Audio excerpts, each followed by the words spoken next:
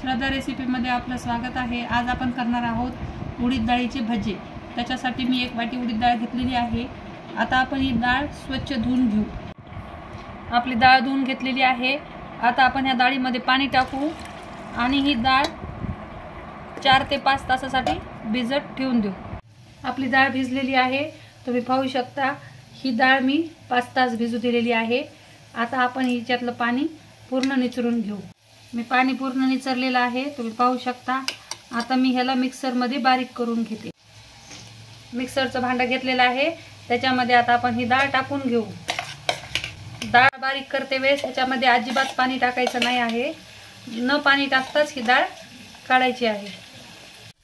आपली डाळ बारीक करून झालेली आहे, तुम्ही पाहू शकता। आता आपण या डाळीला त्या भांड्यामध्ये काढून घेऊ। तुम्ही बघू शकता डाळ किती बारीक झालेली आहे ती, आणि ह्याच्यामध्ये पाणी मी अजिबात पण टाकलेलं नाही। आपली डाळ काढून झालेली आहे। आता आपण त्याच्यामध्ये हे मीठ टाकून घेऊ। चवीनुसार ह्याच्यामध्ये मीठ टाकायचं आहे। आता आपण ह्याला व्यवस्थित फेटून घेऊ।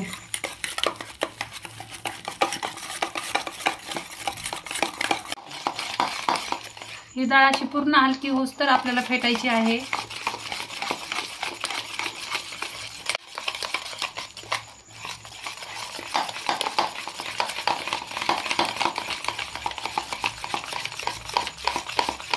ह्याच्यामध्ये आपण चिमटभर खायचा सोडा टाकणार आहोत, 1 चमचा ओवा। आता आपण हे एकदा परत फेटून घेऊ।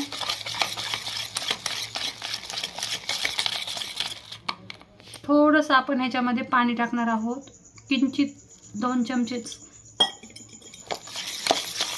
परत आपण ह्याला फेटून घेऊ।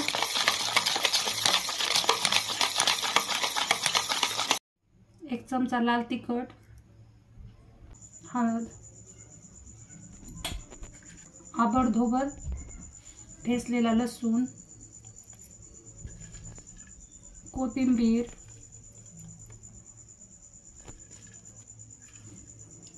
मी हा कढीपत्ता बारीक चिरून घेतलेला आहे, तो पण मी टाकणार आहे। आणि हा मोठा कांदा मी चिरून घेतलेला आहे। हा कांदाचे मी असे उभे काप केलेले आहेत। हा 1 कांदा मी टाकणार आहे।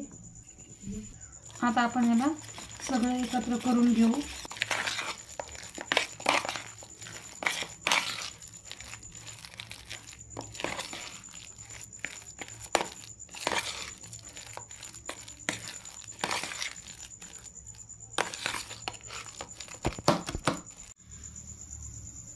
आपलं मिश्रण कालून झालेलं आहे, तुम्ही पाहू शकता।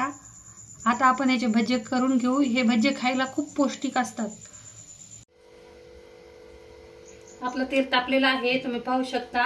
आता मी ह्याचे भजे तळून घेते।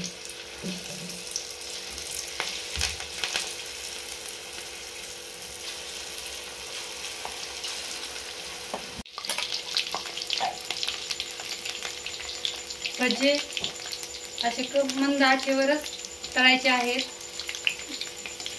त्यामुळे मधातून व्यवस्थित तळले जातात। पाहू शकता।